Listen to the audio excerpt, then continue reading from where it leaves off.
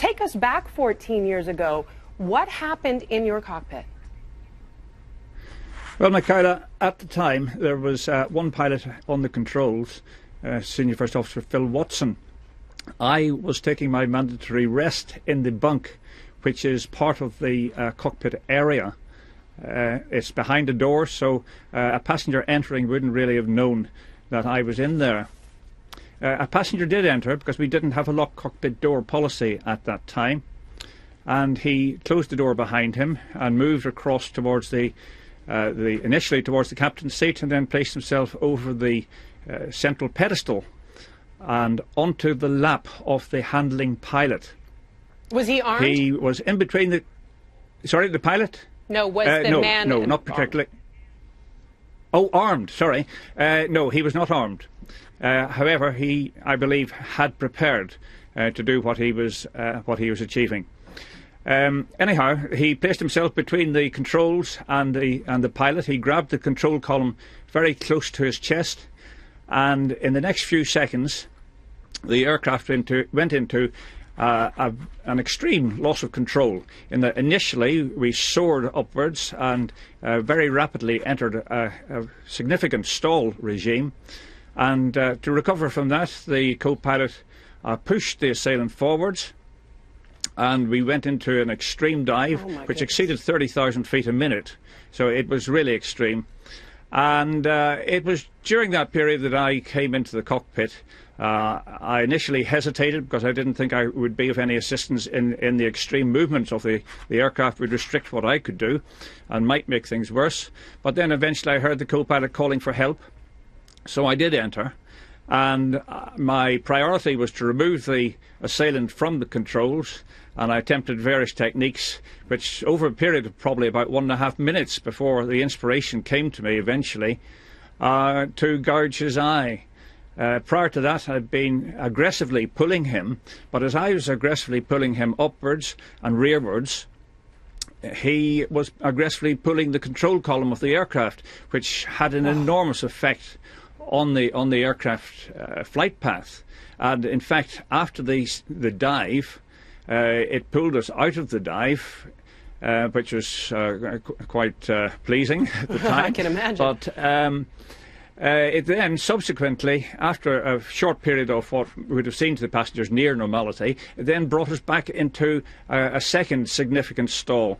And we ended up with perhaps 60 miles an hour below the stall speed of the aircraft, so it was falling at that stage. Okay, let me understand here then. Yeah. So then you've got these extreme movements happening while this struggle's going on inside the cockpit. You finally were able to disable the man and get him under control. That's not your only concern. You now have to stabilize the aircraft. That is a difficult thing to do given what has now just happened. Well, that's absolutely right, and that's why the hero of the evening is really actually the co-pilot, Phil Watson, because at one stage we were actually over the vertical. We had 94 degrees of bank, and we were very significantly stalled at that time. The danger, of course, was that had that continued we would have been in an inverted stall, which I think you can't recover from that. And you say that it was really a matter of seconds before that flight could have been lost.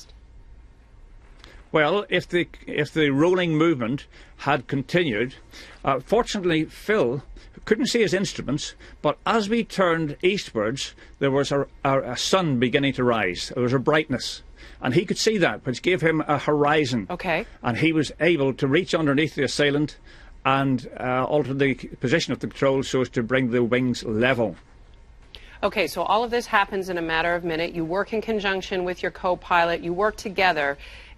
Let me ask you, in the course of that, because we're trying to piece together if the potential that somebody breached the cockpit in the missing Flight 370, if somebody was able to get in and a struggle ensued, you worked together. Was there any communication with the tower, or your primary concern was right there, what was going on in the cockpit and getting that plane to level out and keep your passengers safe? Absolutely. We say aviate first, navigate second, and communicate third. Communications was low on my priority list. So at what point did you communicate with home base, with anybody else, to let them know what had happened and that you were okay? Well, I communicated with the passengers immediately after the assailant was removed from the cockpit. What did you say? Because I wanted to reassure them that the aircraft was not significantly damaged. Because when I was in the bunk, that's what I thought initially, that the erratic movement was caused by some sort of damage to the aircraft. So I wanted to reassure people immediately.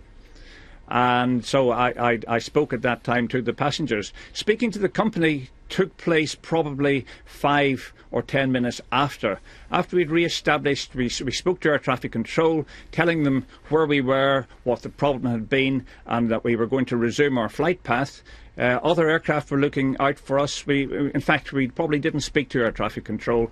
We spoke to on the pilot's emergency frequency, to other which pilots. in remote parts of the world works much better than air traffic control. Let me ask you, it's amazing the story you have just told us, and I think that it is a gripping and harrowing tale. Given what you experienced and what you know, and all of the vast amount of things that we do not know about this missing flight, what does your gut tell you about what maybe went wrong here? Well, my very first impression, because I am orientated to think that way, is that there was a cockpit intrusion. As to what happened after that cockpit intrusion, it's mere speculation. Enough people have speculated already without me adding to it. I don't know who, why, or what the result was. I think it's an important thing to end on to tell you. I read your account of this, and you said prior to this event 14 years ago, you were a pilot. Your chief job was getting that plane safely to its destination, delivering its cargo. You hadn't really given much thought to the human cargo on board, but that day changed it forever for you, did it not? Well, I don't remember saying that, but yes, of course it did. As we were plunging earthwards, I felt the enormous responsibility of 400 lives there. I also then added to that when I remembered that the family were on board. So I was very angry at this assailant trying to kill my kids and my wife. And that was my main thoughts. I was also trying to be aware of where the ground was, because often I'd be over the Himalayas while I was in the bunk, and I was very aware of the height loss.